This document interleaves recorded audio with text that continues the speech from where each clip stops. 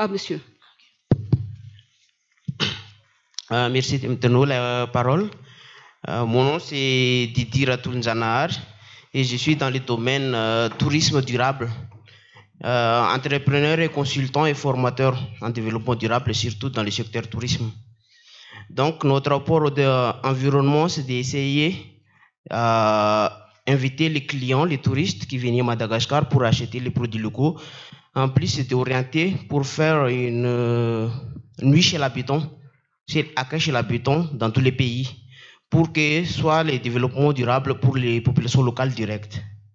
Donc, c'est l'environnement, à notre avis, c'est l'environnement, c'est les bases de l'économie et l'éducation. Donc, si tout le monde s'engage, si on met à intégrer la population locale dans le secteur tourisme, donc c'est déjà, il y a une économie directe qui passe aux populations locales. Donc, pour nous, c'est déjà, ils savent l'importance de l'environnement, surtout les lémuriens, la forêt. Donc, c'est au moins que les populations locales s'est orientées à un autre travail, parce qu'on a, à notre avis, c'est la population locale. Les forêts, c'est avec eux, c'est les charbons. Et les lémuriens, c'est les viandes. Donc, on essaie de changer le monde. On essaie d'éduquer la population locale, de faire savoir l'importance de l'environnement, surtout les caméléons, les lémuriens et tout. Et on essaie de trouver un autre travail. Donc, à ce moment, avec une association que je dirige, VTT, Vaoula Sultan, donc on essaie de faire renforcer les capacités environnementales et aussi renforcer la capacité professionnelle dans tous les Madagascar, surtout les secteurs tourisme chez l'habitant. Donc, pour 2021, normalement, c'est pour 2020, mais à cause de pandémie, malheureusement, on a, pour 2021, on a un projet pour faire un film, une diffusion, un tournage de films documentaires sur tous les secteurs touristiques chez l'habitant. Et notre thème, c'est les chaînes de vie de la population locale, chaîne de vie de la jeune fille mineure à Madagascar, dans le monde reculé. Parce qu'on a vu que c'est 4 km pour faire aller-retour pour aller à l'école. Donc, ok, merci.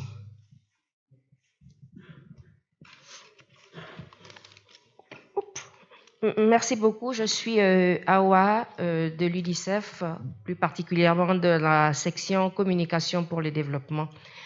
Au regard des présentations, des chiffres et puis de tous ces intervenants, j'ai été vraiment frappée du défi qui existe en matière de pollution, en matière de climat, pour regrouper les choses. J'ai vu aussi qu'il y a beaucoup d'outils, beaucoup de stratégies, beaucoup d'interventions qui sont déployées ou qui vont être déployées pour pouvoir apporter des approches de solutions.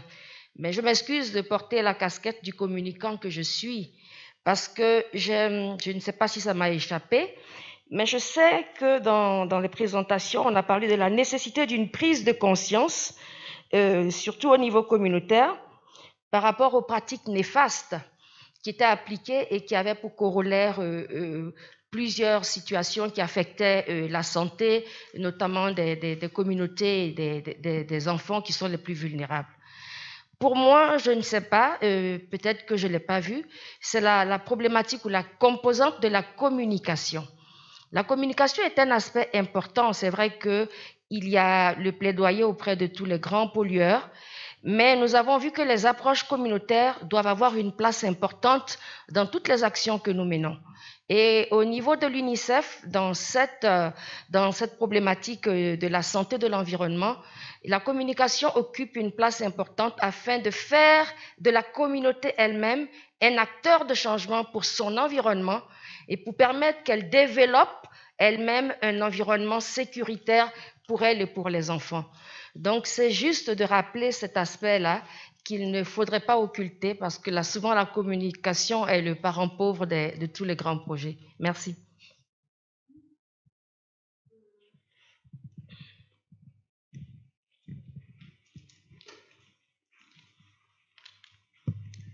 Bonjour à tous, je suis Virginie et je représente ici le Centre national de recherche sur l'environnement. Et ce que j'aimerais vous partager là, c'est juste une toute petite information concernant la surveillance de la qualité de l'air, car depuis peu, le Centre national de recherche sur l'environnement fait partie d'un réseau, le réseau Purple Air, qui est un réseau de surveillance en temps réel de la qualité de l'air. Et de là, ce que nous pouvons faire, c'est de recueillir des données en temps réel sur les concentrations des particules atmosphériques, notamment les PM2,5 et PM10. Et avec ces valeurs, il y a aussi quelques descriptions textuelles indiquées. Et cela pourrait nous aider à, par exemple, à prendre des précautions dans le cas où, par exemple, on voit un pic de pollution. Et le seul petit souci là, c'est juste quand la connexion est, le débit de la connexion est faible, il y a le capteur a du mal à transmettre les valeurs vers le réseau, mais en tout cas, cela n'arrive pas souvent. Et ben, c'est juste ça, ce que je voulais partager comme lors de la toute première présentation, animation filmée, on a indiqué qu'il n'y avait pas de station de surveillance de la qualité de l'air dans l'île et que dans sa présentation aussi, Dr Nouras n'a mentionné que le gouvernement a déjà s'est déjà engagé pour la surveillance de la qualité de l'air à Madagascar. Et ben l'information que j'ai donnée, c'est juste pour compléter ces informations-là. Merci.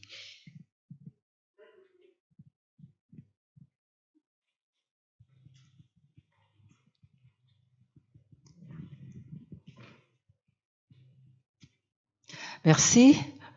Bonjour à tous. Je suis Ratimba Jafiemé du KMF CNOE Éducation des citoyens. Nous sommes tous ici convaincus de ce que nous pensons de la santé et de l'environnement, c'est-à-dire l'amélioration de la santé par l'amélioration de notre environnement. Alors, qu'est-ce que je vais dire à propos il y avait eu des déclarations, des chartes et tout le reste que Madagascar a signé, mais quant à la réalisation de tout cela, je ne sais pas où en sommes-nous. Alors, comment nous allons faire pour faire perdurer les actions que nous avons tous déjà commencées sans l'éducation? Alors, il y avait eu des pistes qui ont été déjà proposées. Je pense que sans l'éducation de nos jeunes, des enfants, nous ne pourrons pas améliorer et faire perdurer les actions que nous avons déjà entamées. C'est pour cette raison que je propose de toucher, dans la mesure du possible, l'éducation de nos enfants, c'est-à-dire par l'intermédiaire du ministère de l'Éducation. Merci.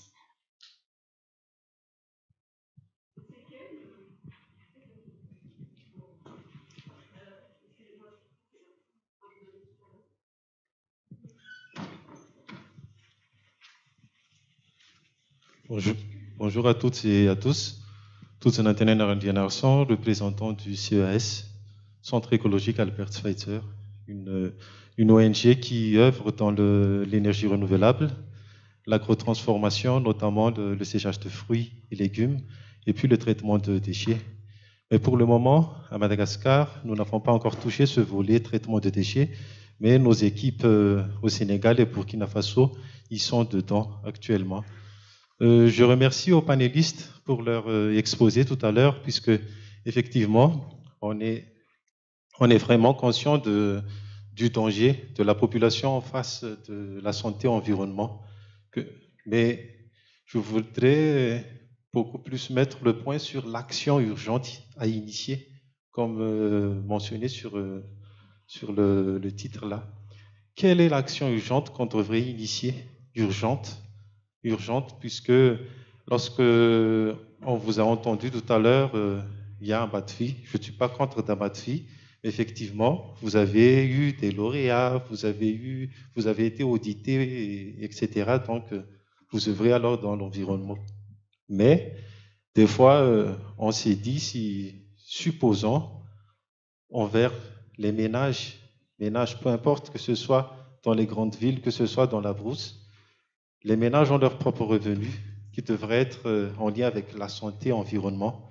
Et je veux prendre un petit exemple. Si moi, personnellement, à la maison, je vais éduquer mes proches à faire, par exemple, le tri des déchets, vu l'histoire des plantes de tout à l'heure pendant l'exposé.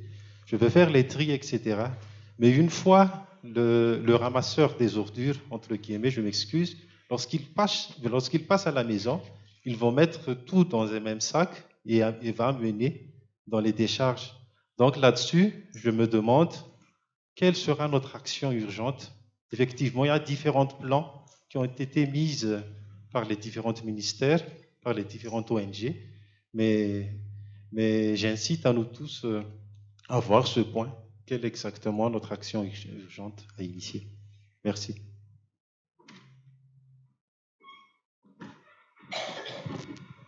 Merci pour les interventions qui sont déjà des propositions. Je pense qu'il faut retenir lors de la synthèse, on pourrait retenir. Et merci aussi à votre question qui s'adresse aux panélistes. Je pense que je vais d'abord vous donner à chacun de répondre selon votre point de vue donc sur cette question-là. Vraiment, si vous pouvez déjà dire une action urgente, chacun, ce serait bien.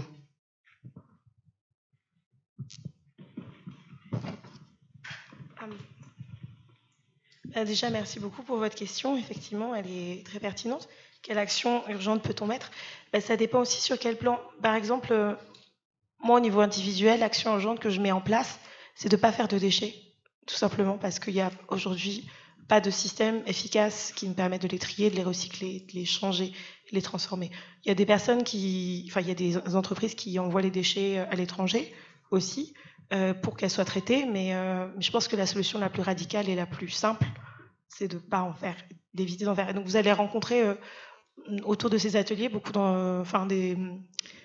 des structures, Sena Zero Waste, il y a Factory qui travaillent sur tout ce qui est zéro déchet et tout ça. Donc après, c'est super radical, c'est pas facile à mettre en place. Je comprends aussi que ce soit compliqué au quotidien, notamment quand on a des familles et tout ça. Après, on peut réduire certains types de déchets. Par exemple, moi, j'utilise plus de bouteilles d'eau, et donc ça me permet de ne pas avoir de déchets plastiques. Et il y a en fonction de regardez vos poubelles et qu'est-ce que vous consommez beaucoup. Et après aussi de trier ces déchets dans le sens où de mettre de côté ce qu'il y a d'organique et de ce qui n'est pas organique, parce que du coup ça vous permettrait peut-être d'avoir un petit potager, un compost, quelque chose comme ça, et le faire aussi dans les entreprises, puisque les entreprises sont des gros consommateurs de déchets, et donc on peut faire ça. C'est à petite échelle individuelle, donc ça c'est une action concrète qu'on peut mettre en place au niveau individuel. Je laisse peut-être les autres répondre pour des actions moins individuelles, plus collectives. Mais de toute façon, ça peut être, par exemple, pour un bateau-vie, c'est pas forcément par rapport à la mine, à la production, mais vous personnellement, qu'est-ce que vous pouvez proposer justement sur ça? Pour ma part, personnellement, c'est que ce qu'on doit faire urgemment, c'est de moins gaspiller.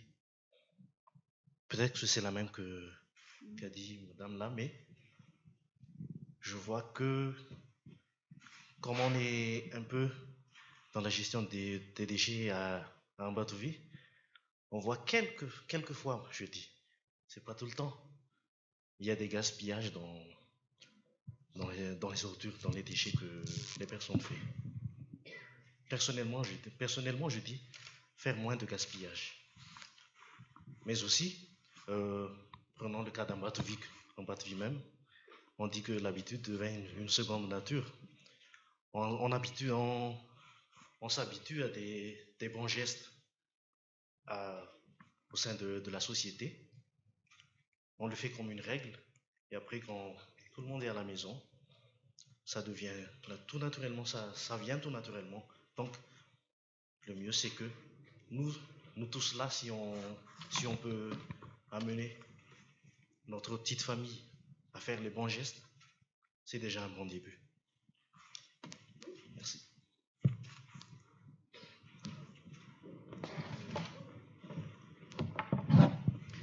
Oui, alors pour moi part, donc personnellement, hein, ça n'engage pas la structure que je représente où je travaille. C'est que bon, il y a déjà eu, je pense, beaucoup trop de conscientisation, d'actions qui sont faites, alors que les résultats, c'est qu'on en est là actuellement. Si on a ce débat, c'est qu'il y a un constat, c'est qu'il y a pas de changement, il y a même, ça a même empiré. Donc, je pense que la solution, c'est vraiment une solution radicale, c'est l'interdiction. Tout est simple.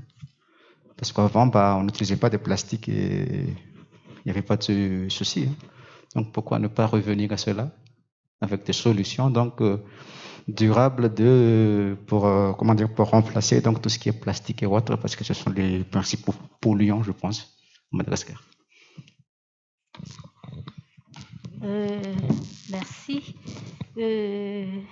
Comme action urgente, je rejoins donc Madame Awa de l'UNICEF là. Je pense que sans l'adhésion et l'appropriation de la communauté du problématique, même si au niveau du gouvernement on entreprend quelque chose, les secteurs privés, tout le monde, sans l'appropriation et l'adhésion de la communauté, il n'y aura pas de changement. Je pense que la plus urgente, c'est d'améliorer, de renforcer les activités de communication qui existent déjà. Pour ma part, je rejoins Madame du KMF Knoé qui dit que ça doit être dans l'éducation. Ça doit être dans l'éducation du fait que ça part de la maison, personnellement. On apprend à nos enfants comment ne pas gaspiller, comment ne pas jeter partout, comment ne pas utiliser des plastiques. En fait, notre problème, ce sont les déchets non réutilisables, les déchets non compostables, les non biologiques, tout ça. Et il faut apprendre à nos proches, à nos enfants, à notre environnement, à notre entourage, comment gérer tout ça. Oui, on va, je crois, procéder à une autre série d'interventions. Donc ici, on peut commencer ici, parce que là, ça fait longtemps. Là, ici, puis là-bas. D'abord là. D'autres questions? Donc là-bas, et puis ici. Merci beaucoup.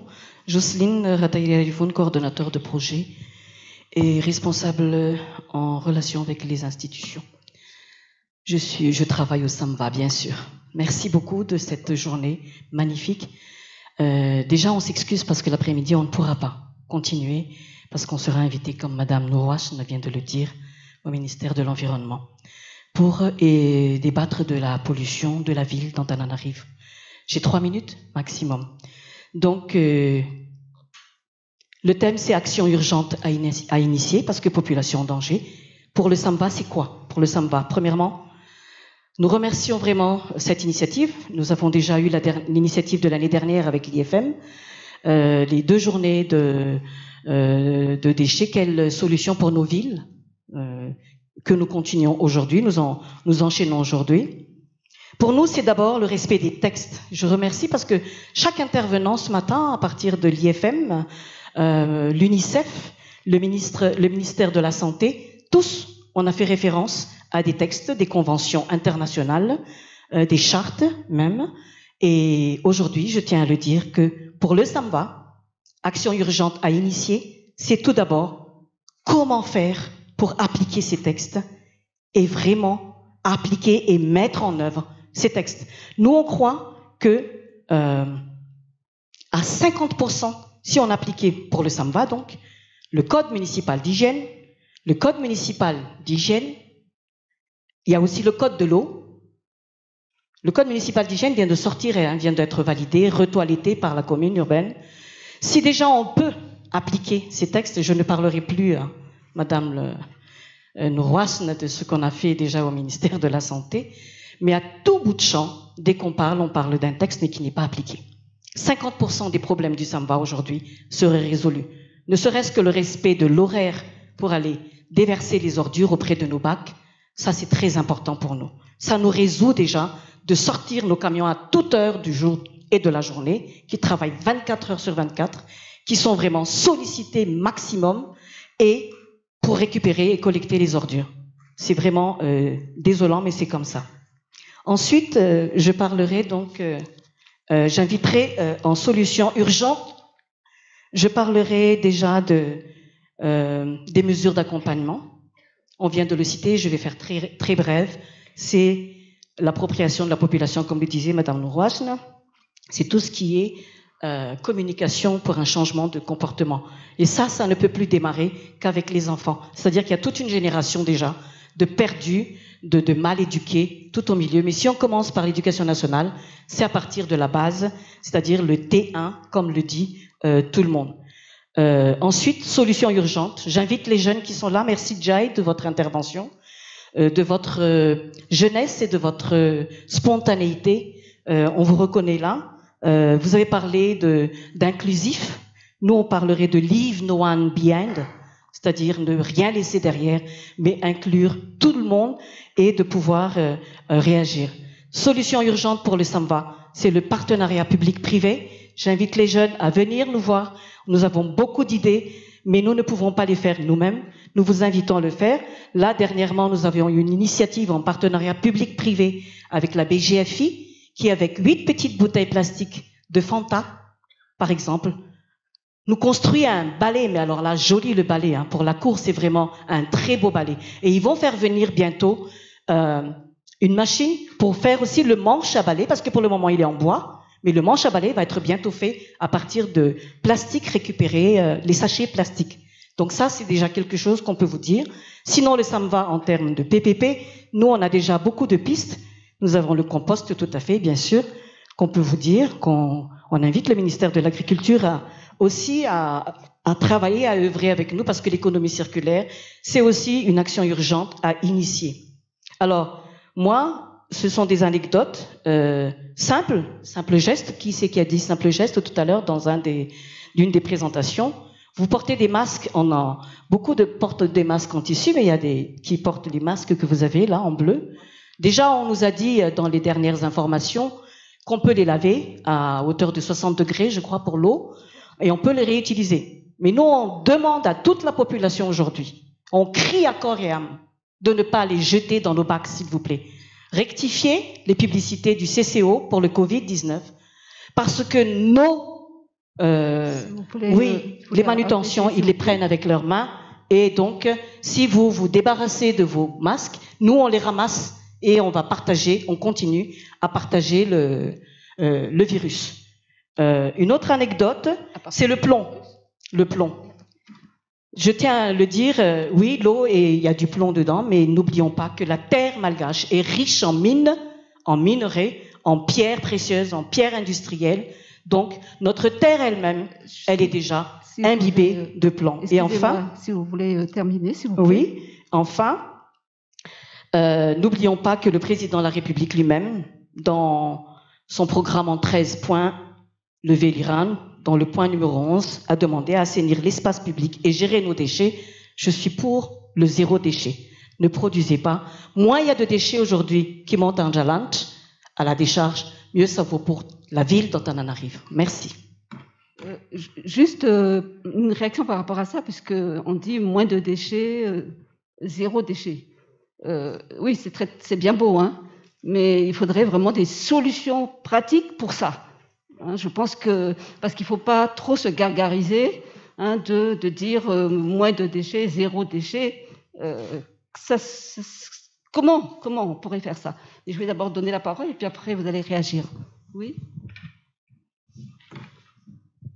Oui, je me présente Farah Vloula Samman de la société Voûte Environnement qui fait du traitement de déchets, spécifiquement les déchets industriels et d'autres déchets, mais des déchets d'opérateurs surtout, mais pas les déchets ménagers.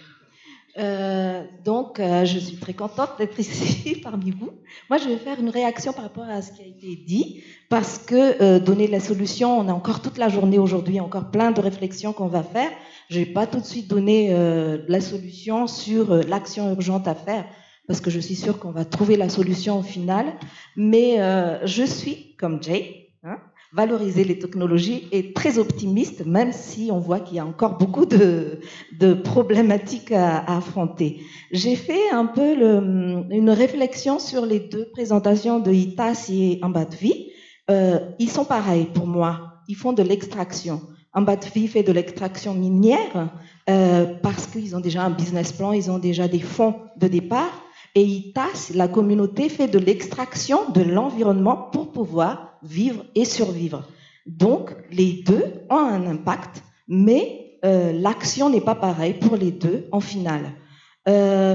Ambatvi fait des actions volontaires pour réparer ce que les gens d'Itas ne peuvent pas faire, puisque c'est pour leur survie qu'ils font l'extraction. Donc, pour moi, c'est là qu'il y a peut-être une petite solution à voir si on fait tous les deux de l'extraction et que l'un a déjà des fonds pour pouvoir réparer l'autre, c'est pour sa survie. Donc, où est-ce qu'elle va trouver le fonds? Je dis ça par expérience parce que, comme je vous ai dit, je fais du traitement de déchets et les déchets des opérateurs, ils veulent bien me le donner, mais sans payer. Donc, je fais du traitement, mais comment je vais vivre si la solution est peut-être là? Trouver les solutions pour non pas zéro déchet, mais les déchets en question, on va les transformer. On a beaucoup d'ingénieurs qui peuvent inventer plein de choses pour pouvoir traiter tous ces déchets, mais si les détenteurs de déchets ne veulent pas participer pour pouvoir vraiment éliminer les déchets, on n'aura pas la solution. Donc, moi, je trouve que je suis quand même optimiste parce que les matinées comme ça, les journées comme ça, peuvent faire réfléchir tout le monde. Et comme ça, on fait le plaidoyer. Peut-être qu'il y a des fonds qui vont sortir pour que, je sais qu'il y a des fonds, pour que nos ingénieurs puissent inventer des choses, des fonds de départ pour pouvoir faire quelque chose aux normes internationales, pas que normes malgaches, toutes simples. Voilà, merci. Et j'aimerais savoir, c'est quoi le offsetting de Ambatvi? Oui, est-ce qu'il y a je crois qu'il y a quelqu'un qui a levé le doigt, et puis après, je donne la parole ici. Non, mais si nous sommes là, c'est que nous sommes quand même optimistes, hein, malgré tout ce qui était catastrophique. Et franchement, le premier film, on se dit, mais c'est pas possible. Hein, on peut pas, c'est horrible. Et puis là, après les interventions et puis déjà les solutions qui sont venues déjà de la salle, je pense qu'il est possible. Hein, et si nous sommes ici, c'est justement parce qu'on croit que c'est possible de changer. Alors bonjour à tous, je suis Fali Ansou et je représente Fiolet Cosmétiques, qui est un petit start-up qui produit des cosmétiques naturels et dans le concept zéro déchet. Et je suis surtout pour ce concept-là et je vais en parler un peu. Alors, comme action individuelle que nous pourrons prendre tous dans la salle, par exemple, dans le concept zéro déchet, nous pouvons par exemple utiliser des shampoings solides au lieu des shampoings dans des boîtes de plastique, des déodorants solides, pourquoi pas des lingettes démaquillantes très utilisables, des serviettes hygiéniques lavables que l'on pourrait aussi utiliser. Et rien que des petits gestes comme ça, nous pourrons tous agir individuellement. Merci.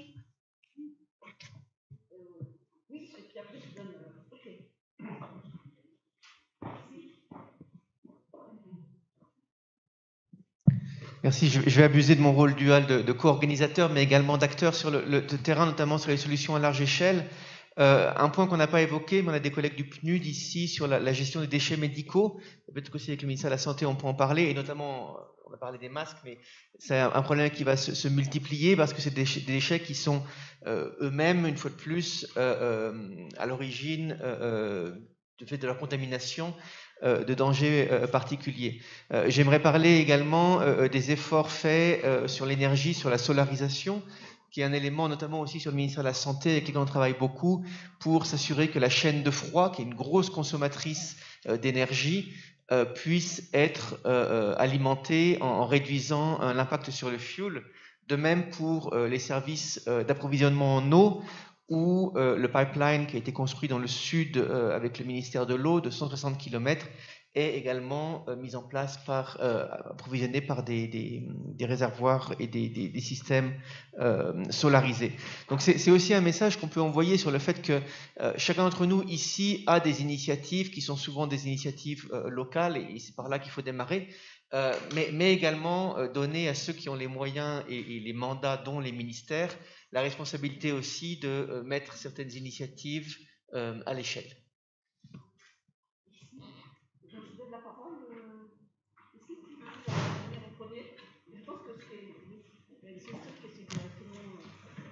Oui, pour la réponse à la question, j'invite Madame Josia Rasafndramanan, notre surintendante de l'environnement, à répondre, parce que peut-être que c'est elle la mieux placée.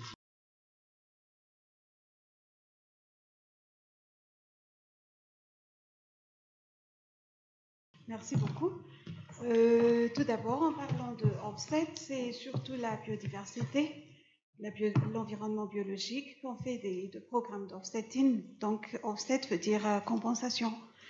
Donc, on fait de la compensation pour tout ce qui est perte en environnement biologique, la biodiversité, la forêt, tout ça.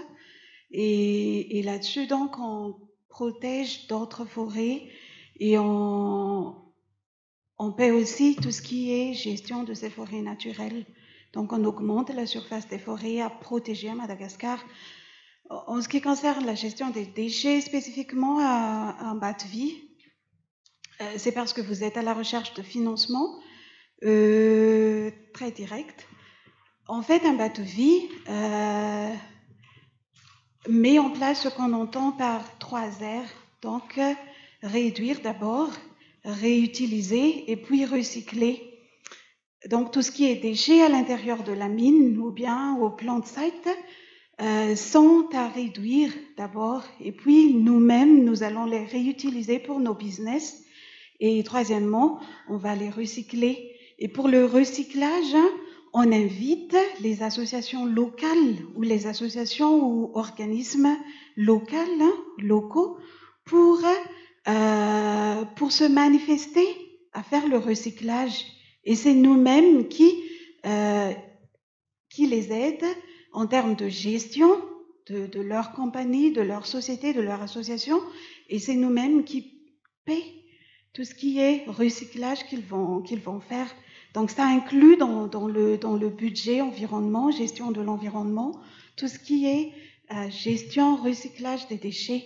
Donc plastique, plomb, etc. C'est surtout plastique, hein, mais on fait aussi le recyclage des palettes, par exemple, des bois usés, tout ça. Donc c'est ça en gros. On paie tout ce qui est recyclage de nos déchets.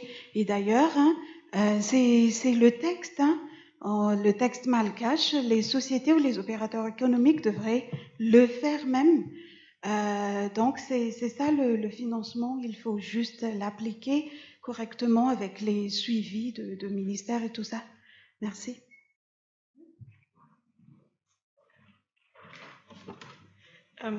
Du coup, moi, je vais réagir sur plusieurs des interventions qui ont été faites par le public. Déjà, merci pour la présentation de la SAMVA. Je ne sais plus si c'est la SAMVA qui gérait ça. En fait, c'est une grosse question. C'est par rapport aux biodigesteurs. C'est aussi vous qui le faites? Parce que je trouve que c'est une technologie qui est vraiment intéressante et qu'on devrait diffuser un peu plus aussi dans Tana et dans Madagascar de manière générale. Et donc, et si la SAMVA le fait, enfin si c'est eux qui gèrent, je trouve ça vraiment génial par rapport à ça. Vous voyez ce que c'est les biodigesteurs? En gros, c'est une technologie qui va récupérer les déchets organiques. Donc ça peut être soit les déchets des eaux usées, soit aussi ça peut être aussi sur les aliments qui vont les méthaniser dans une grosse cuve. Et ça va récupérer le méthane et on va pouvoir utiliser le méthane pour après. Pardon? Oui, excréta surtout. Enfin, il y a plusieurs types de biodigesteurs, mais Satana, c'est plus excréta. Et donc, qui va récupérer ça, qui va méthaniser, récupérer le méthane pour pour produire de l'énergie, que ce soit de l'électricité ou du gaz. Donc, ça me permet en fait de construire un modèle fermé, un modèle circulaire en tout cas. Voilà. Donc, merci beaucoup pour cette présentation et j'aimerais bien en voir plus. Je ne sais pas s'il est prévu d'en mettre. Je crois qu'il y en a 5 déjà dans Tana. Ouais, Donc, il faudrait voir. J'aimerais bien avoir des infos sur comment ça fonctionne ou pas. Après, ma deuxième réponse, ce serait sur comment faire du zéro déchet, puisque vous avez demandé qu'est-ce qu'on peut faire concrètement, en fait. Ben, ça dépend. Est-ce qu'on est un individu? Est-ce qu'on est une entreprise? Et donc, du coup, je vais rebondir sur ce qu'a dit la dame en bas de vie également. Parce qu'il y a 3 R. En fait, il y en a 4. Le premier, c'est refuser. Donc, on parle de réduction, on parle de recyclage, on parle de réutilisation.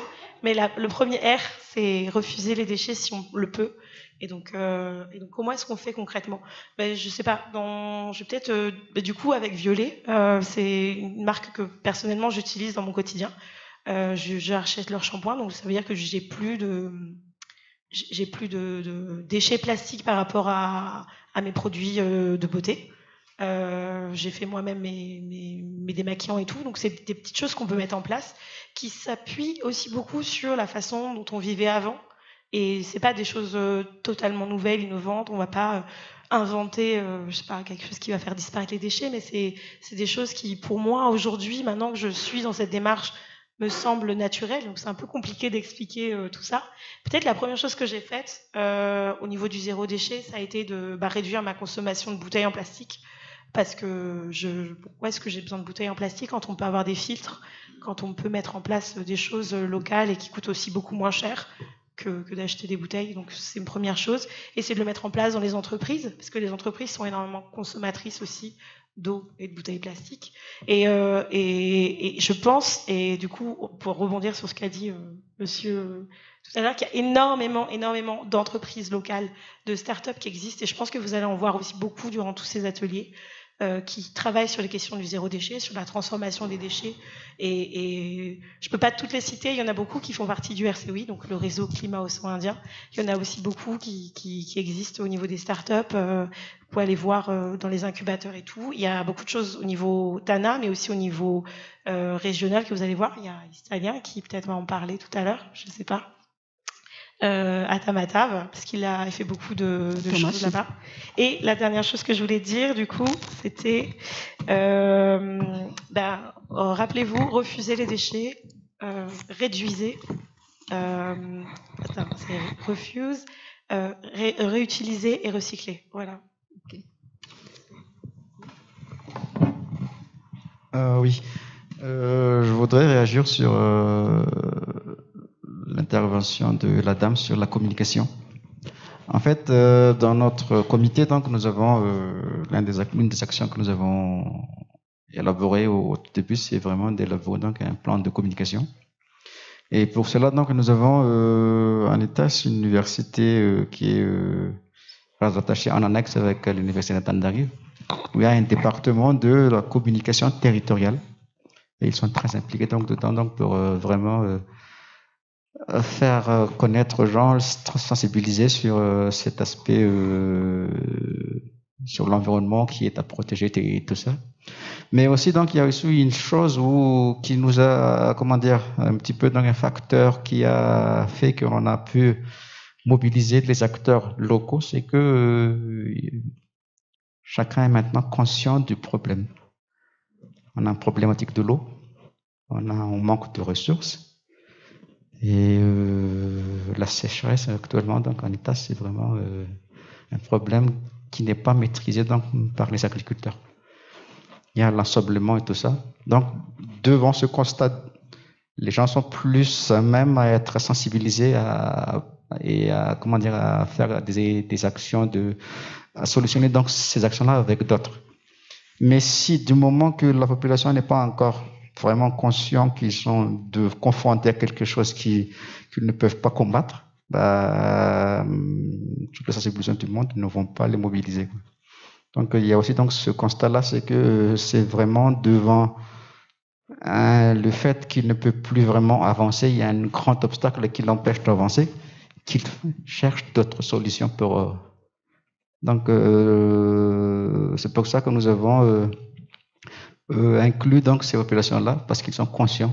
Il y a moins de poissons dans le lac Itas. Il y a des espèces qui ont disparu. Il y a des espèces qui sont en voie de disparition, comme le black bass. On n'en trouvait plus assez là-bas, ou même du tout. Donc, devant ces faits, ils sont conscients que, oui, il y a vraiment un problème. Mais si à chaque fois qu'on dit, on va faire une action, on va réempoisonner le lac à chaque fois, ils ne vont pas respecter les choses. Et actuellement, il y a donc un DIN qui a été élaboré par la plateforme Visti, qui est Vuvunana Yumbunani Siapirina Chundru Anitas. C'est la plateforme donc qui regroupe la pêche et la pisciculture en Italie. Et c'est en cours de homologation au sein du tribunal. Ça a déjà été donc validé par la préfecture, mais on en attend seulement donc l'homologation avant de le. Et entre autres mesures dedans, c'est la mise en place des zones de frais et tout ça, volontaires, par les différentes associations de pêcheurs et tout ça. Mais il y a des conflits avec les hôteliers, donc on doit encore solutionner cela au sein du COGELI parce que c'est une plateforme de concertation. Donc on va avancer petit à petit, mais on espère qu'il y aura une harmonisation des activités sur le lac. Merci. Oui, quand nous allons à Etas, là, en PEF par exemple, rappelez-vous ce qui a été dit ici, hein, et de faire très attention. Merci. Le problème de santé-environnement, c'est vraiment un grand défi, un problème qui relève nous tous. C'est un problème individuel et collectif et qui requiert donc des solutions individuelles et collectives. Et je rejoins donc l'appel de Samfa quand même. Quelque chose qu'on peut faire tout de suite, c'est de réduire nos déchets. Ça, si on peut faire, chacun peut réfléchir sur les déchets qu'il produit et en réduire. Mais je rejoins également l'appel du SAMFA de soutenir, d'appuyer et de suivre les mesures préconisées. Parce que ça, la finalité, c'est l'amélioration de notre environnement et l'amélioration de notre santé.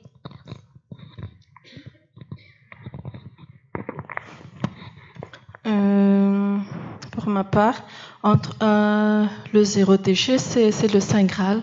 C'est le Saint Graal et ce serait formidable pour tout le monde. Il y aura... je n'ai même pas les mots. Mais entre actuellement et ce moment, il y aura encore du travail à faire, des efforts à fournir. Et pour la ville d'Antananarive, par exemple, le ministère de l'eau, de l'assainissement et de l'hygiène a déjà un projet d'urgence pour pallier aux déchets.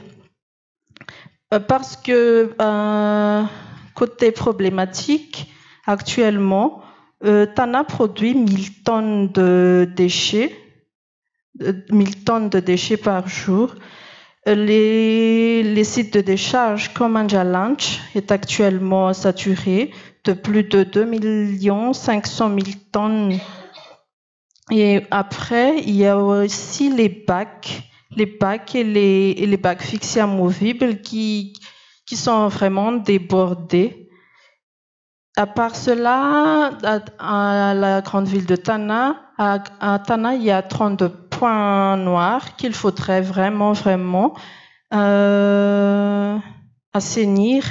Et pour tout ça, on aura besoin de moyens, tant personnels, financiers que matériels. Et on a 2 variantes de solutions. Je vais plaidoyer pour le secteur. On a 2 variantes de solutions. La première solution d'urgence serait l'évacuation de ces 32 points noirs durant une semaine. Et ça coûterait pour un budget de 167 millions d'ariars. Quant à la deuxième solution, ce serait l'évacuation de ces points encore pour 15 jours et pour un devis de 250 millions d'ariars. Certes, il y aura des moyens à déployer, mais c'est dans l'intérêt de tout le monde, c'est pour notre santé, pour notre environnement, et il faut bien agir pour atteindre notre objectif.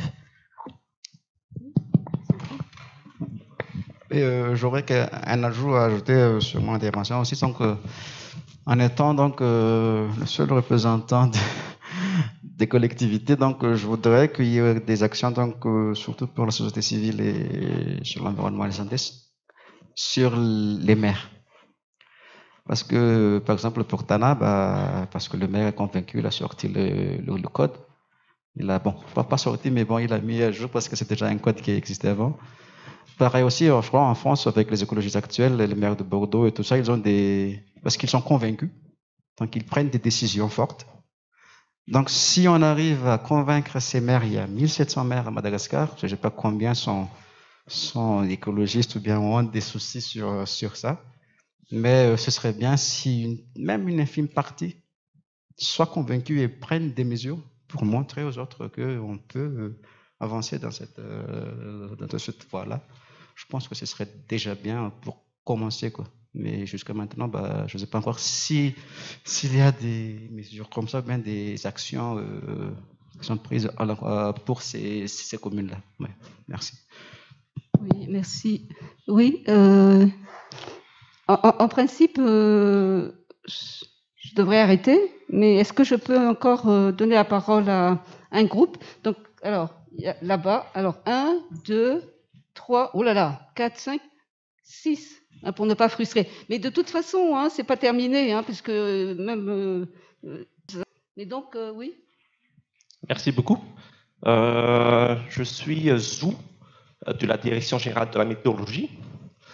Je voulais intervenir maintenant dans cette séance, tant que le représentant d'Abatvi est là, parce que je pense que c'est un très bel exemple que l'Abatvi ont le courage de témoigner de l'effort qu'ils font. Là, on parle de changement de comportement, mais pourquoi les gens ne changent pas? C'est pas nécessairement un problème de communication ou de sensibilisation. C'est surtout un problème de motivation ou de conviction de chacun de changer. Si on prend l'exemple des entreprises, pourquoi les entreprises ont peur de changer? Est-ce qu'ils n'ont pas les moyens de mesurer leur pollution à eux, comme Abatvi? Je ne pense pas que c'est un problème financier, c'est un problème de motivation. Le fait qu'on motive les entreprises à réduire d'abord et tout à chacun leur pollution, c'est qu'ils ne savent même pas s'ils polluent à quel point. Sur les 1000 tonnes, ils ne savent pas que c'est qui contribue le plus avec ce 1000 tonnes-là. Avant de réduire, donc, il faut d'abord mesurer ce qu'on fait actuellement et faire des efforts et de mesurer encore. C'est comme le cas du Covid, il faut d'abord faire le test. Mais tout le monde a peur de faire le test par appréhension du résultat. Si ça va être positif, qu'est-ce que je vais faire? Mais ce qu'on nous proposons de faire, ce que le ministère de la Santé a mentionné, et nous remercions ici l'UNICEF, et nous collaborons avec l'INSTN, qui vont présenter d'ailleurs après. On lance une campagne de mesure de la pollution, notamment la qualité de l'air, par exemple. Donc, on propose de mesurer sur les sites de chaque entreprise, ne pas le pénaliser si il dépasse les normes, mais les encourager à réduire. Et s'ils revoient leur politique ou leurs efforts, le mesurer après leurs efforts. Et donc, après, peut-être comme Abatvi, de publier, et ça va les motiver en plus de publier les efforts. Peut-être qu'ils gagneront en autorité ou sûrement, mais pas sur... bien sûr, la pénalisation, c'est bien, mais ça ne marche pas jusqu'ici. Donc, c'est juste pour ça. Avec CNRE, on a une série de capteurs. Donc, avec l'UNICEF, on a donc 7 capteurs maintenant qui vont être installés sur Antananarivo. 3 qui sont déjà là. Je vais m'arrêter là. Mais surtout, il faut d'abord mesurer avant de pouvoir réduire, pas de réduire dans le vide, mais de réduire concrètement. Merci. Merci. Je me présente Ravo Anderville de la commune urbaine d'Antananarivo, le responsable des projets. Je soutiens ce que Madame Jay a dit, ce que le Samba aussi a dit. Une petite information pour nous, pour faire disparaître un peu ces histoires de déchets plastiques, parce qu'au niveau du Samba, il y a des déchets organiques et il y a aussi les déchets plastiques qu'on n'arrive pas à éliminer. Il y a un projet financé par l'AFD qui s'intitule le projet PIA. Et c'est un projet à part qui vise à diminuer le niveau d'eau dans les villes de Tana, dans les villes basses de Tana. Mais dans ce projet, il y a un petit volet numéro 4, qui est un enseignement avec l'ONG CARE de la population des bas quartiers, comment il faut raisonner, comment il ne faut plus jeter les choses dans les canalisations d'eau. Il faut bien séparer canalisation d'eau et là où les poubelles le font. Et puis, à l'intérieur de ce petit volet 4, il y a déjà une formation au Fuktan des premiers arrondissements et 4e arrondissement pour la fabrication de pavés plastiques. Nous connaissons bien ce système. Mais là où nous insistons, c'est que c'est une activité AGR, activité de génératrice de revenus pour ces populations. Et c'était convenu que ça va être cela. Donc, d'ici quelques temps, vous verrez qu'il y aura moins de déchets plastiques qui errent dans tous les espaces. Ils seront collectés par ces gens et transformés en pavés autobloquants. C'est une petite information dont nous tous, nous devrions savoir, nous qui œuvrons dans l'environnement, dans les déchets, dans la ville de Tana, dans tout ce qui est civisme. Merci à nous tous. Nous sommes tous des combattants du civisme. Merci.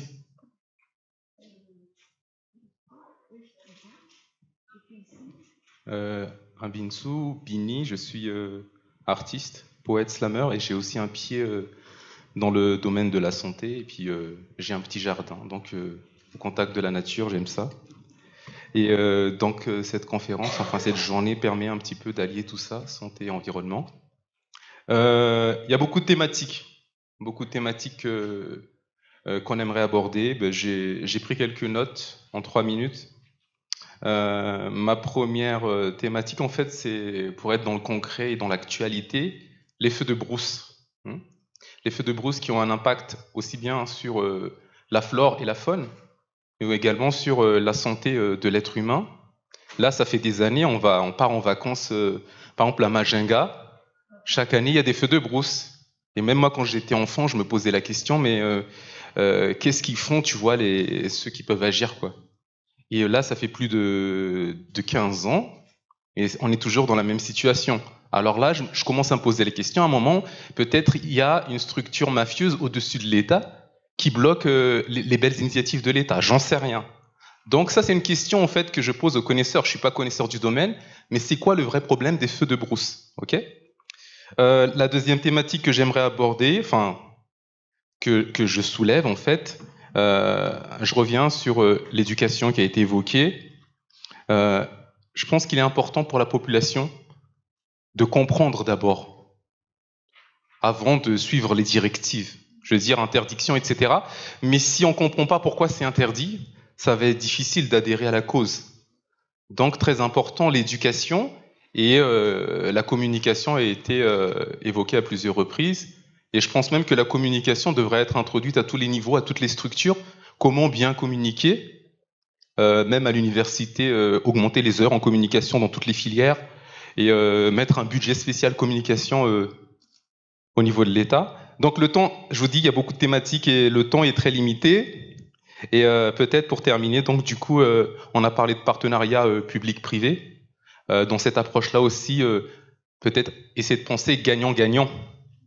Gagnant-gagnant, c'est-à-dire si les entreprises ils sont là aussi pour faire entrer des revenus, si c'est gagnant-gagnant pour eux, donc autant sur le plan de l'environnement que sur le plan voilà, revenus, etc., je pense que ça peut permettre de changer de politique.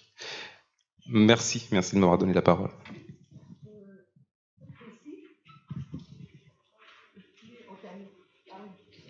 Je vous demande vraiment voilà, on me fait signe que je vais terminer, donc je vous demande vraiment si vous pouvez parler 2 minutes, 2 minutes, très bien. Ouais.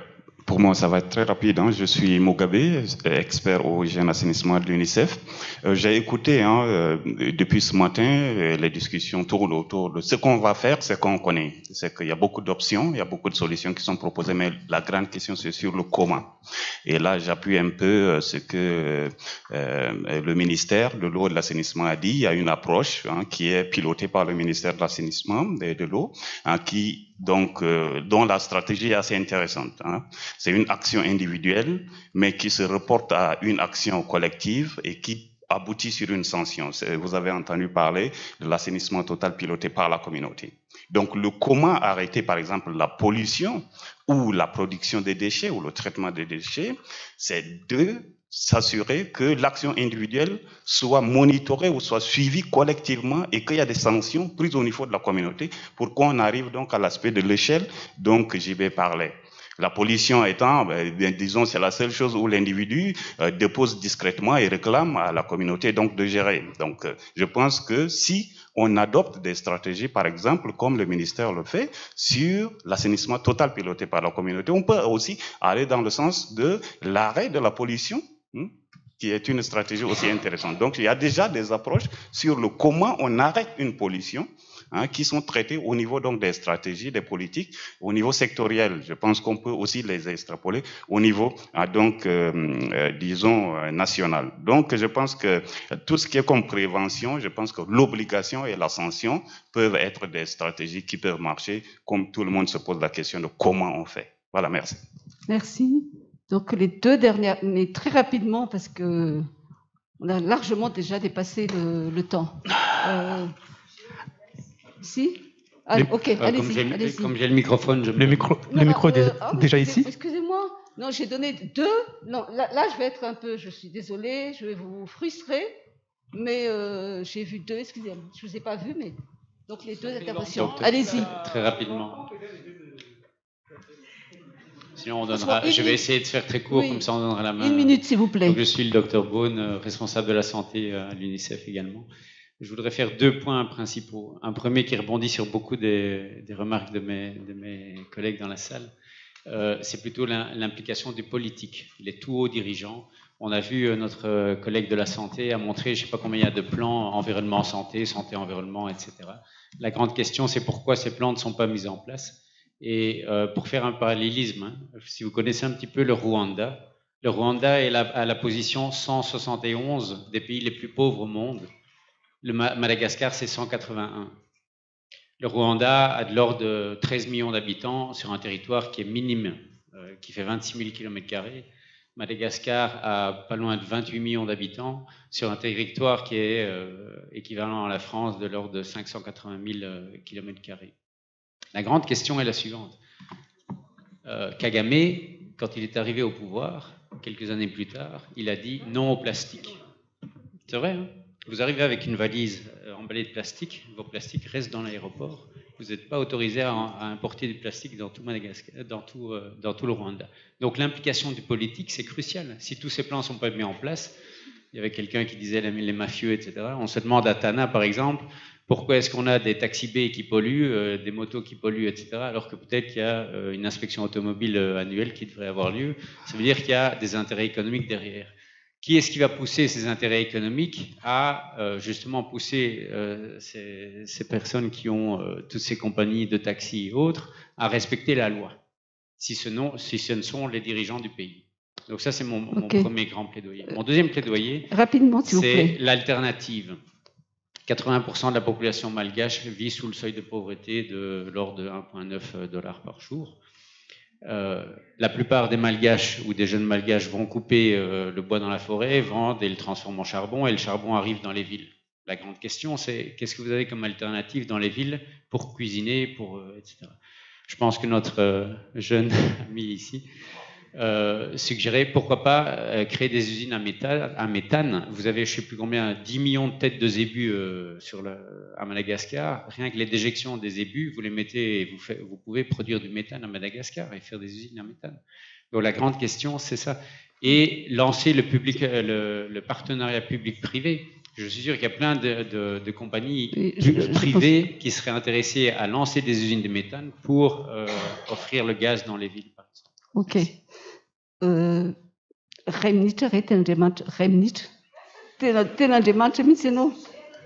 Oui, je sais bien, mais là, on a vraiment largement dépassé. Oui, je vous en prie. Merci.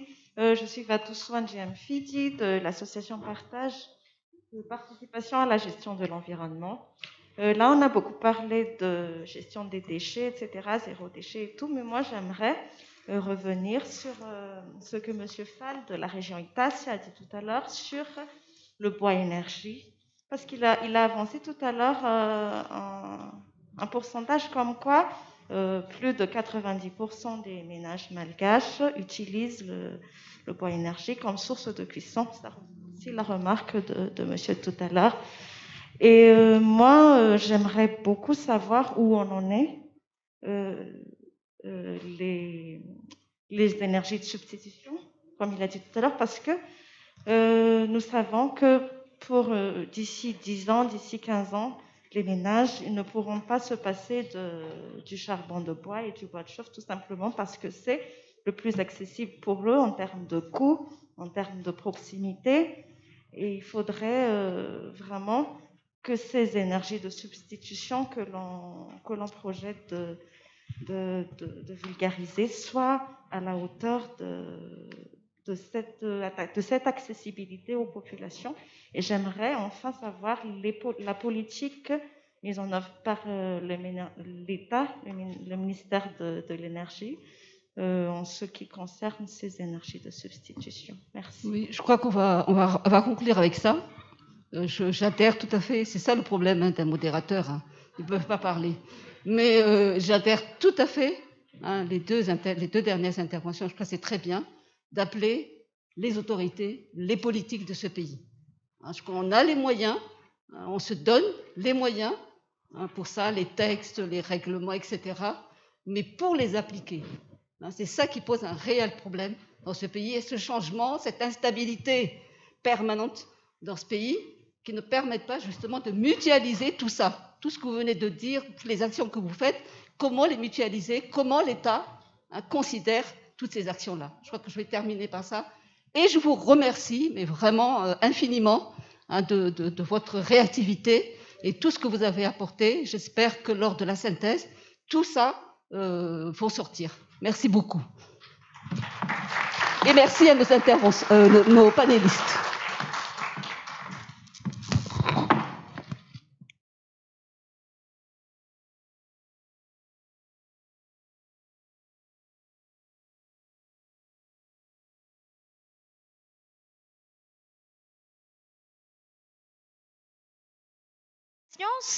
Et votre persévérance sur ces sujets absolument intéressants. Alors, nous allons voir un autre film, Population en danger, les organisations de la société civile agissent. Je vous souhaite d'être inspirés et de trouver de bonnes pratiques à imiter, à adapter dans vos contextes et surtout à partager. Le réalisateur de ce film est Tiare Narvelo, à Ranji Malal.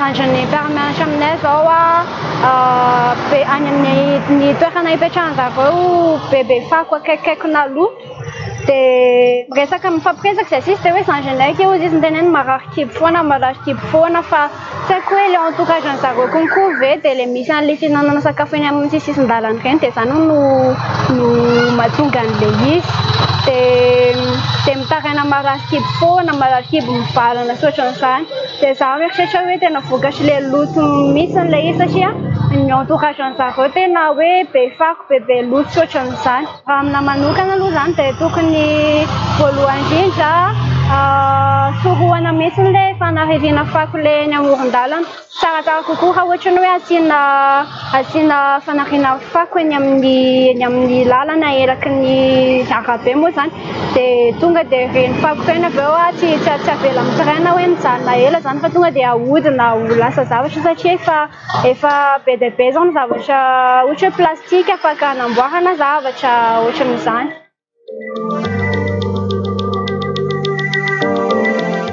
Dans la seconde édition de son rapport sur la charge de la morbidité imputable à l'environnement, publié en 2016, l'Organisation mondiale de la santé estime que les facteurs de risque environnementaux sont à l'origine de 12,6 millions de décès, rien que pour l'année 2012, et ont également contribué à l'émergence de plus de 100 maladies et traumatismes.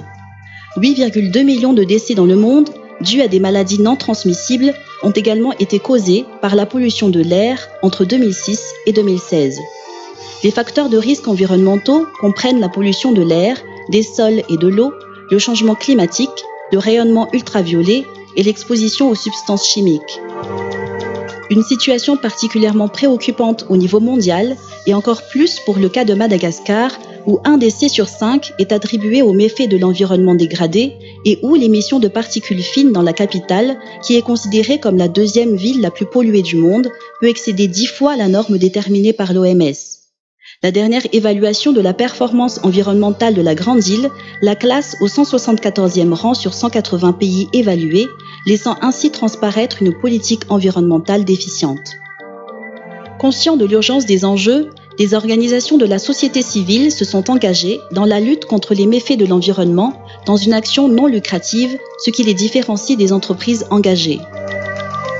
La défaillance constatée dans la gestion des déchets favorise un environnement insalubre, notamment dans les milieux urbains. D'une part, les autorités peinent à collecter et traiter convenablement les déchets. D'autre part, le manque d'encadrement, de sensibilisation et de civisme appelle la population à se débarrasser de ces déchets ménagers de manière anarchique, sans se soucier des éventuelles répercussions sur sa santé. C'est dans ce contexte qu'intervient le projet Fanavuten, une initiative qui vise à soutenir le traitement des déchets issus des entreprises en impliquant les femmes vulnérables. Ainsi, en plus d'avoir accès à une source de revenus à travers un emploi vert, elles pourront également sensibiliser leur entourage sur les enjeux d'un environnement salubre sur leur santé, les quartiers défavorisés étant les principales victimes des impacts de l'insalubrité. Ny programme fanavotana zany dia fandaharana asa iray natsangan'ny Adève Madagascar tamin'ny taona 17 dia izy io misehatra momba ny fanomezan-danja ny fako eny anivon'ny orinasa mba hanampiana ireo vehivavy marefo eny amin'ny fokontany sy eny amin'ny fiarahamonina. Be dia be zany amin'izao fotoana izao ireo entreprise izay mbola hoe tsy mahafehany izany hoe fanomezan-danja ny fako izany dia eo ihany koa ilay tsy mahafehany ilay hoe fiarovana ny tontolo iainana dia izay no sakana rehefa tena manao ilay activité ny programme fanavotana dia eo ihany koa tsy resy lahatra ry zareo rehefa mandeha zany ny fanentanana azy ireo amin'izany hoe andao hiaraka amehany izany hoe fako zany na hoe valoriser ny déchet manantena ny programme fanavotana ny anentana sy andrisika n'ireo orinasa ireo mba hiditra ao anatin'izany hoe orinasa tena hoe miaro ny tontolo iainana izany dia ny fanomezan-danja ny fako izay tsy voafehy zany eto Antananarivo dia iny zany tiany fandaharana azy zany avotra eo amin'ny eto amin'ny renivohitra Antananarivo. Misy fiantraikany lehibe eo amin'ny tontolo iainana izany fanariana fako eny rehetra eny sy fandoroana fako izany dia voalohany indrindra aloha dia mitera-doza izy ireny ary mety mitondra aretina sy eo amin'ny fahasalamam-bahoaka zany no risika be misy mitranga amin'izany hoe tsy fahaizana mifehy izany fako izany.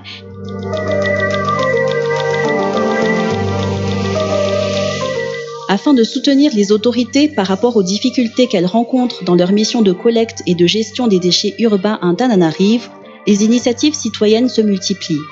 L'objectif est de contribuer à la lutte contre l'insalubrité au niveau local, principal facteur de maladies potentiellement mortelles, notamment pour les personnes fragiles. Tel est le cas de l'association Dioutir, qui œuvre pratiquement à tous les niveaux de la gestion des ordures ménagères dans le quartier d'Amboutir, l'assainissement, la collecte et le traitement des déchets. Afin de pouvoir pérenniser ces actions, l'association s'est spécialisée dans la valorisation des déchets en compost et en charbon écologique, ce qui lui permet de renforcer son autonomie financière et par la même occasion de réduire le volume de déchets à évacuer vers la décharge publique d'Antananarivo, déjà saturée par rapport à sa capacité de stockage. Ny RFD Diotsiry zany dia rafitra anankiray manadio tanàna. Izy io dia niforona tamin'ny 22 décembre 2011. Ny tena fototry ny asanay dia ny fanadiovana tanàna, ny fanadiovana ny kanala, ary ny famafana lalana sy ny fanalana ny fako tonga ny mibaka be ny samyva, zany hoe fanatsarana ny tontolo iainana. Rehefa nikirakira fako toy izay ihany izay dia niezaka hamadika ny fako ho zezika ary ho charbon. Zany dia mba fiarovana daholo ny tontolo iainana, ampiena n'ilay fako tonga ny mibaka be ny samyva. Ny antony anaovana ny charbon dia voalohany indrindra iarovana ny tontolo iainana satria iarovana ny fandripahana ny ala be loatra amin'ny fanaovana charbon tsotra. Faharoa manarakarak'izay ny charbon ataonay tsy miteraka setroka be, zany hoe tsy manimpako ny tontolo iainana. Anisan'ny olana lehibe indrindra ho anay koa ny tsy mbola firoborobon'ny lalam-barotra, zany hoe mbola tsy tena mahita lalam-barotra maharitra zahay. Fa raha mahita lalam-barotra maharitra mantsy zahay dia voatra tanteraka ny tetikasa. Iarahantsika mahalala koa fa ny fiparitahan'ny fako sy ny loto dia anisan'ny zavatra iray lehibe mahatonga ny aretina. Ny fandripahana ny ala dia efa mahatonga koa tsy fahampian'ny oksizena, noho izany tokony tsy haripaka ny ala ka tokony ampiasaintsika zany ireny fako ireny ahodina ho charbon dia mba manafatra hanjifan'izy ireny fa mateza sady manamora fiainana.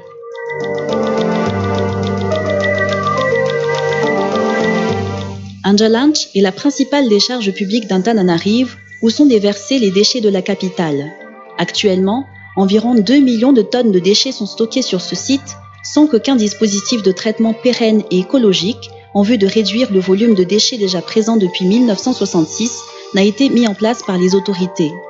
Une situation qui, d'une part, menace sa durée de vie et d'autre part, affecte grandement la santé de la population environnante, voire de la capitale, en raison de la pollution générée et qui s'amplifie à mesure que le site se remplit. Les émanations de méthane provenant des déchets entassés à Anjalanche contribuent au changement climatique et à la pollution de la nappe phréatique. Elles favorisent également l'incendie des déchets, dont la fumée dégagée s'avère particulièrement néfaste pour la santé. Plusieurs initiatives sont cependant entreprises depuis 2015 afin de remédier aux préjudices causés par la décharge publique sur l'environnement et surtout sur la santé des habitants d'Antananarivo sous l'impulsion de l'ONG GRET. Le GRET est une ONG française fondée en 1976 où il regroupe les professionnels du développement. Il intervient à Madagascar depuis l'année 1999 où il accompagne la politique de développement durable du pays. Le GRET intervient dans la thématique déchets à travers le projet Alisota dans lequel on vise la valorisation des déchets par compostage sur cette décharge d'Anjalanche afin de limiter la nuisance environnementale et sanitaire. Les limites de cette initiative résident principalement sur les problèmes de financement à long terme qui permet de pérenniser les activités, mais aussi une certaine appropriation de ces initiatives dans le cadre de la politique nationale en termes de gestion des déchets. Les obstacles que nous rencontrons principalement ici, c'est les problèmes d'eau. L'eau qui est un élément essentiel pour nous pour la valorisation des déchets, mais aussi pour limiter les départs de feu volontaires au niveau de la décharge. Nous rencontrons aussi des problèmes d'ordre organisationnel avec les personnes habituées de la décharge. Notre perspective actuelle, c'est de monter un plan d'affaires et un business model rentable et efficace pour que cette activité puisse se pérenniser dans la vente des produits de valorisation. Notre message serait que adopter des comportements qui visent à réduire la production des déchets en amont et valoriser et recycler au mieux vos déchets individuellement.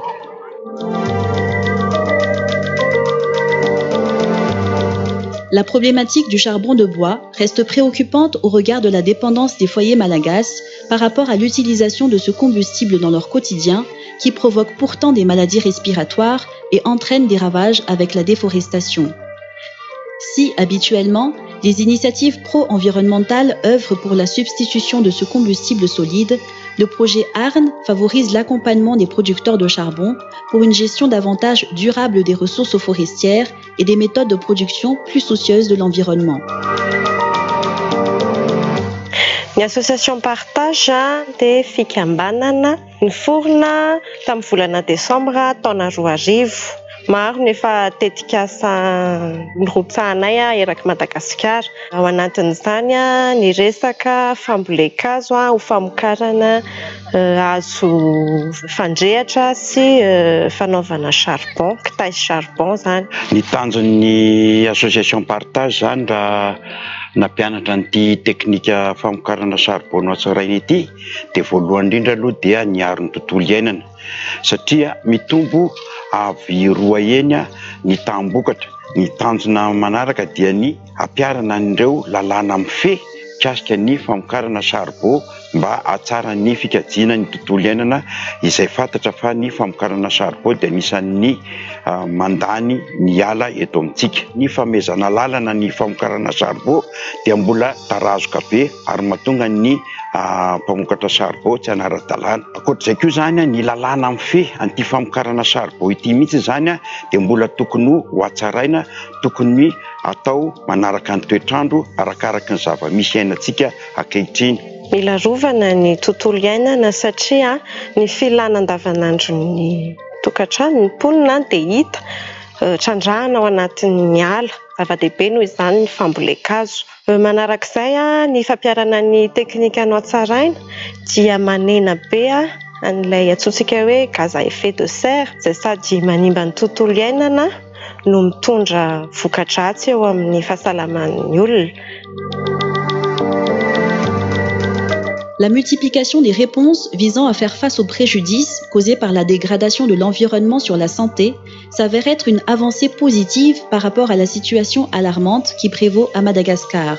Néanmoins, ces initiatives vertes se révèlent être encore largement insuffisantes au regard de l'urgence de la situation, appelant par conséquent à la mobilisation de tous pour des démarches spécifiques de lutte contre les méfaits d'un environnement dégradé, mais aussi par l'intégration urgente d'une démarche pro-environnementale et pluridisciplinaire dans toutes les interventions.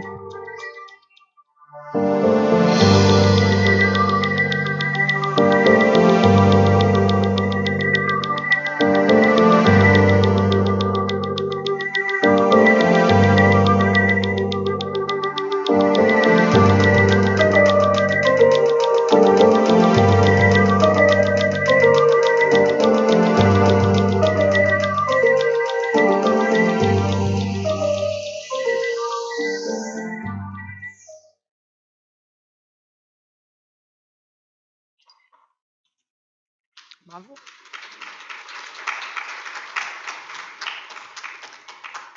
Eh bien, nous allons maintenant entendre le témoignage d'un jeune homme qui nous vient de Thomas. Il a créé il y a 2 ans une entreprise sociale, Recyclanay, qui fabrique et vend différents produits recyclés.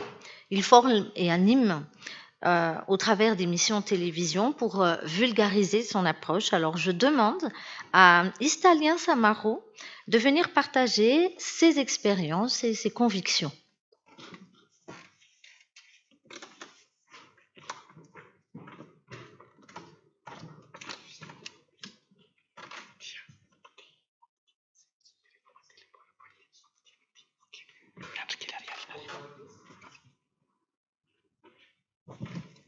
Bonjour à tous. Je suis Istalien, représentant de Recyclanay. C'est une petite entreprise sociale œuvrant sur le recyclage. Je vais juste un peu faire des partages, les idées possibles qu'on peut faire pour la préservation et atténuation sur la protection de l'environnement à Mata. Et aussi quelques astuces. En fait, nous parlons toujours... ça marche.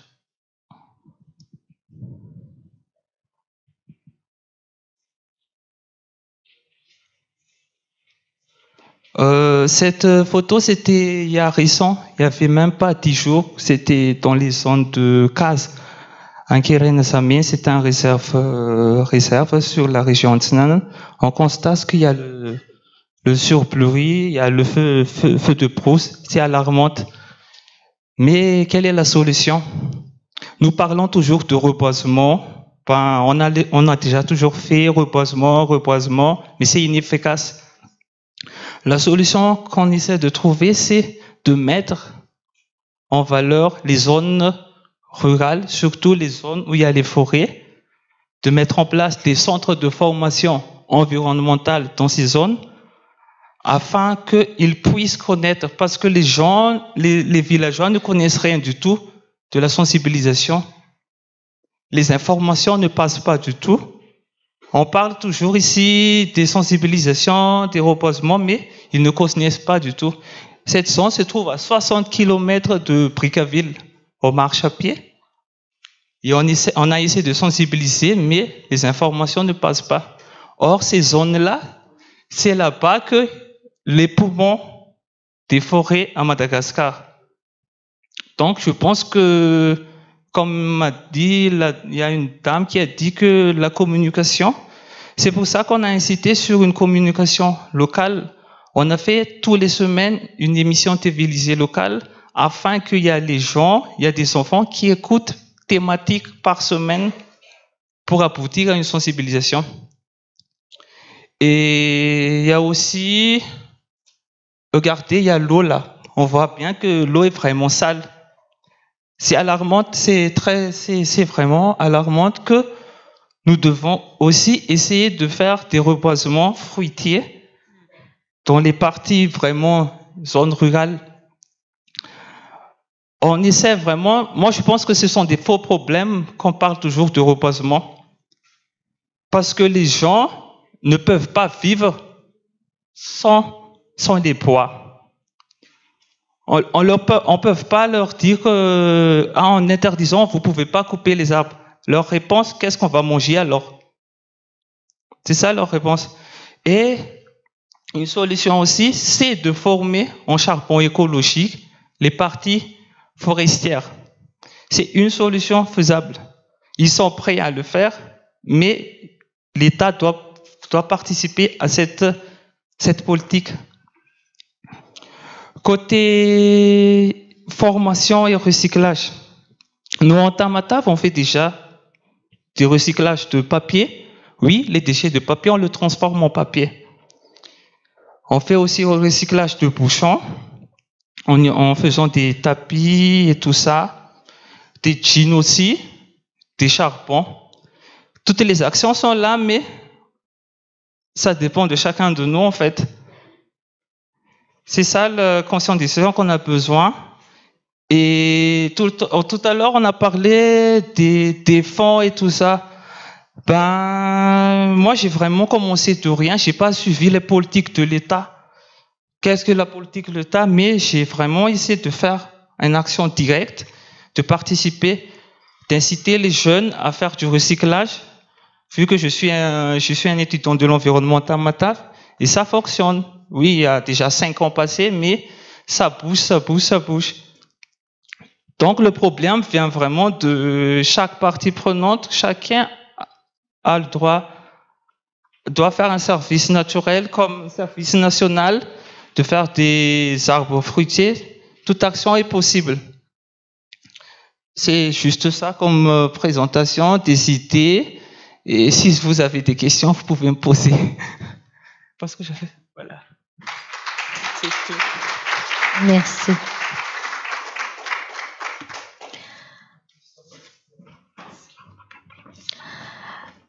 Est-ce qu'il y a une ou deux questions? Parce que nous avons encore une autre intervention, une slameuse qui va intervenir.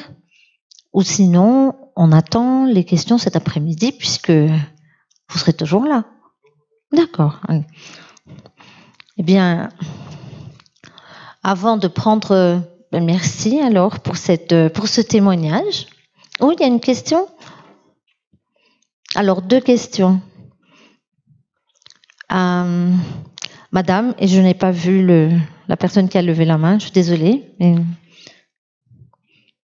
Est-ce possible de passer le micro? Merci. Merci. Merci beaucoup de cette présentation. Il est jeune, il est tout beau, il est tout nouveau.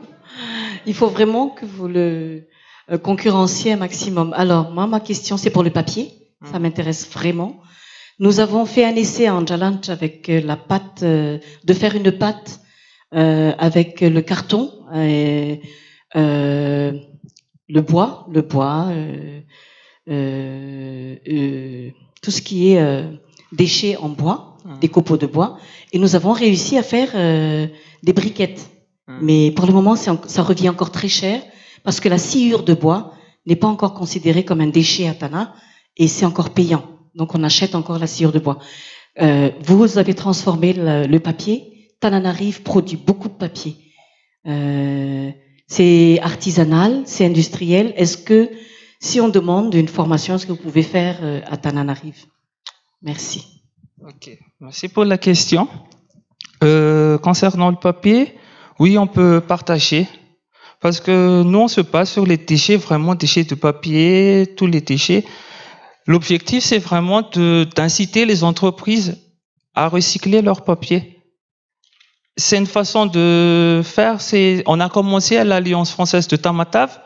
On recycle leur papier et ils ont dit on va faire des bloc-notes. Ils ont besoin de bloc-notes et on a fait des bloc-notes. C'est ça en fait l'idée, c'est d'inciter chaque partenaire à participer sur le recyclage. Mais on est prêt pour une formation en Tana. Ou bien dupliquer faire une autre agence ici, puis nous on vous remet les papiers. Nous on est prêt, le SAMVA à le faire. Juste que on manque encore de moyens et ressources, mais on compte s'y installer. Merci de me faire donner la parole. Laurence Claire, médecin généraliste. J'ai juste une petite question qui me titille tout à l'heure depuis la présentation, c'est que est-ce que la finalité de vos produits, s'il vous plaît, sera garantie sans danger pour la population à venir? Merci beaucoup. Merci pour la question. Bonne question. Côté papier, ça va. Il n'y a pas de problème parce qu'on n'utilise pas de produits chimiques, rien, c'est juste artisanal. Côté bouchon aussi, ça va. On utilise seulement des gants et voilà pour le truc. Mais je pense qu'on n'a pas de soucis au niveau de santé parce qu'on va encore essayer de travailler avec des partenaires ministères de santé pour voir les qualités, est-ce que c'est bien. Mais on essaie encore à petite échelle, mais quand on arrive à grosse échelle, on va encore retravailler sur le produit.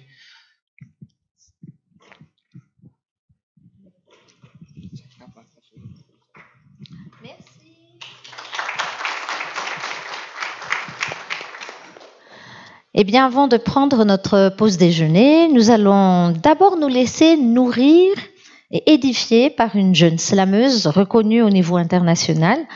Elle est intervenue devant des dizaines de chefs d'État en 2016 lors de l'ouverture du sommet de la francophonie.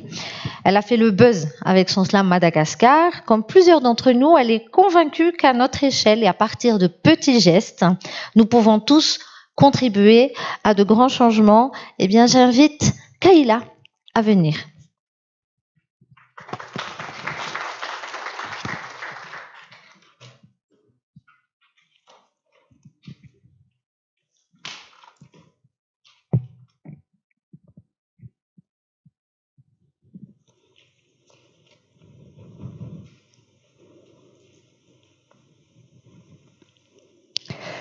Le savais-tu qu'on ne faisait qu'un avec la nature, que nous nous faisions du mal à vouloir détruire ce qui nous entoure, que notre environnement est à l'image de l'héritage que l'on voudrait laisser à la future génération, qu'il est un facteur de développement durable pour un avenir meilleur pour nous et pour nos enfants. C'est la saison des pluies. Mais ça fait des mois qu'il n'a pas plu. Plus d'eau dans nos puits, il ne reste que de la boue. Nos rivières se sont asséchées et n'irriguent plus nos rizières. Nos sols sont devenus stériles et ont laissé place à des déserts. Nos vaches sont devenues maigres et ne donnent plus de lait. Nos zébus sont fatigués, plus d'herbe dans nos prés. Alors qu'il y a de moins en moins de rendement chaque année, des parents ont dû se faire une raison. Au détriment de la survie de leur famille, ils vont devoir sacrifier l'éducation de leurs enfants, car Plus de récolte, pas de nourriture, pas de travail, pas d'argent. Alors il va falloir s'adapter au gré des saisons. Et pourtant, l'avenir de notre pays dépend de ses enfants. Sachant que 80% de notre population sont encore des éleveurs et des agriculteurs et que principalement notre nourriture provient de la terre. Ici, on parle de réchauffement climatique, de changement thermique, de troubles sismiques et de dégâts cycloniques. Si dans d'autres régions, alors que la sécheresse perdure, ailleurs, des familles n'ont plus de toit et n'ont plus de murs, alors qu'il a plu pendant des jours et des jours durant, des villages ont été emportés par la pluie et par le vent. Des mères ont vu mourir sur leurs yeux leurs enfants sous les décombres de leur propre maison. Certains ont dû partir pour pouvoir survivre. D'autres sont restés à défaut de ne pas pouvoir s'enfuir. À cause de qui? À cause de moi, à cause de toi, à cause de nous, de ces déchets que l'on jette partout, de ces animaux que l'on tue, de la forêt que l'on brûle. Le savais-tu? Aujourd'hui, nous ne respirons plus que la fumée de nos feux de brousse, de nos gaz d'échappement, de nos déchets industriels. Notre peau brûle sous un soleil de plomb alors que nous ne voyons même plus le ciel. Et pourtant, nos hivers sont devenus aussi froids que nos cœurs de pierre à cause de cette misère qui a rendu nos cœurs aussi amers. On vit avec des maladies, des épidémies et même des pandémies comme la peste, le choléra, le cancer et même le Covid-19. Dans le sud, nos enfants sont victimes du kéré et meurent de la famine et de la sécheresse. Aujourd'hui, il n'y a plus de paix. Partout, nous sommes en danger. Alors, maintenant, donnons-nous la main. Pas besoin de grands moyens, juste des petits gestes au quotidien pour bâtir un meilleur demain. Pour nous, pour nos enfants et pour l'avenir de notre nation. Plantons, reboisons et surtout, respectons la nature et l'environnement. Merci, c'était Kaila.